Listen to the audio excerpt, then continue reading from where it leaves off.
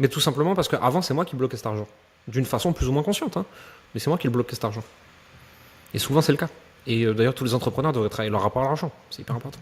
On pense tous qu'on n'a pas de problème avec l'argent, jusqu'à ce qu'on voit où ça nous fout dans la merde. On a tous, sans exception, qu'on soit SDF, au RSA ou multimillionnaire depuis l'enfance, des problèmes à régler avec l'argent.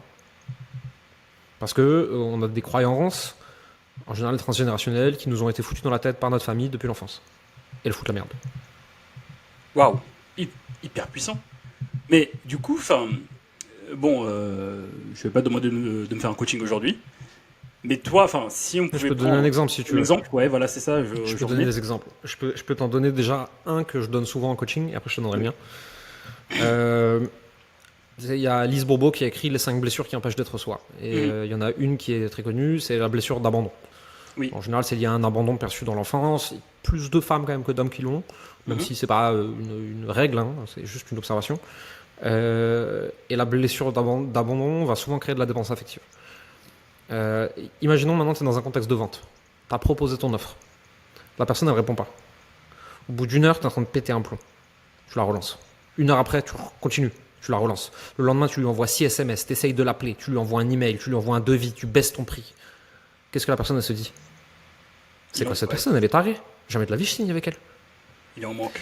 Et non seulement tu as perdu une vente, mais tu viens de renforcer ta croyance existante. Ah, j'avais raison, je le savais.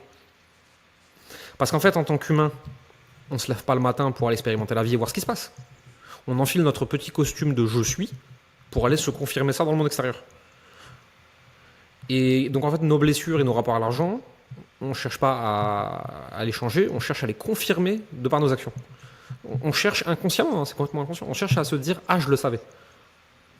Et moi, en l'occurrence, si tu veux, quand je suis né, on avait des moyens très moyens. On n'était pas du tout dans la dèche, hein, mais raisonnablement, on n'était pas très riches.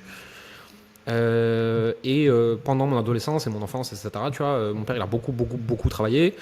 Parce qu'on était sur une génération où, en travaillant très très dur, tu pouvais encore y arriver.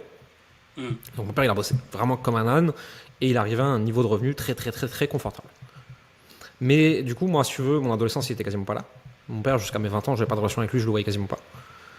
Et donc, j'avais attribué un niveau inconscient. Et tout ça, je le dis en podcast parce que j'ai déjà eu la discussion avec lui, tu vois. C'est un truc, on en a parlé librement et tout. Il n'y a pas de grief, il n'y a pas de rancœur et tout. Et en fait, j'avais attribué inconsciemment avoir de l'argent, c'est être comme mon père, c'est mal, c'est être absent. Et c'est à quasiment 30 ans que j'ai dû réécrire complètement cette partie de ma vie dans ma tête. En me disant, en fait, mon père, déjà, il n'était pas là de la journée parce que son boulot, il s'éclatait dedans. Et parce qu'en fait, la plus pure forme d'amour pour lui, c'était de provide pour sa famille et de les mettre à l'abri. Et donc, en fait, mon père m'a aimé plus sûrement que tous les pères peuvent aimer un enfant, façon de parler, en faisant ça. Sauf qu'en fait, moi, c'est pas comme ça que je recevais de l'amour, donc ça m'a foutu la merde. Et quand tu réécris ça, tu te dis, ah putain, bordel, en fait, j'ai pas de problème, en fait. Tout va bien, ça peut être trop cool d'avoir de l'argent. Et puis, en plus de ça, je suis pas obligé de faire comme lui, quoi. Et tu sais, tu débloques ça, et alors il y a plein d'autres trucs, hein. Il n'y a pas que celui-là, mais celui-là c'était un peu plus flagrant, tu vois, c'était un peu vraiment c'est la baleine dans le magasin de porcelaine, hein. C'est l'éléphant dans la pièce. Et quand t'enlèves ce truc, tu sais, tu te sens léger, et t'as envie d'aller chercher plein d'argent partout où il y en a. Et t'as envie qu'on t'en donne, et les gens ils ont envie de t'en donner du coup. Et c'est des choses comme ça, tu vois. Tu sais, en fait, ce que tu es en train de dire là, il m'est arrivé la même chose. Bon, là, on est en juin, donc du coup, c'était il y a un mois et demi.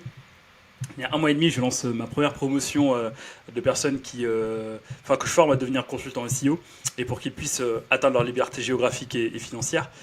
Et je me rappelle en fait quand j'ai fait la masterclass, cette formation-là, c'était pas la première fois que j'ai donné et j'ai déjà eu de gros résultats, tu vois. Je donne ma masterclass et cette fois-ci, j'ai fait quelque chose que je n'avais jamais fait dans les précédentes masterclass où je me cassais la gueule, clairement. Je me suis dit, mais attends, moi j'ai mon agence, elle tourne. Moi je gère le chiffre d'affaires que je veux. En soi, j'ai pas besoin d'eux, c'est eux qui ont plus besoin de moi. J'étais léger.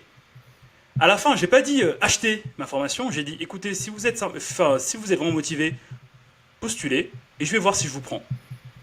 Je n'ai jamais eu autant de personnes qui m'ont dit prends mon argent. Truc de ouf, hein. Donc du coup, en fait, effectivement, moi-même, je peux confirmer ce que tu dis.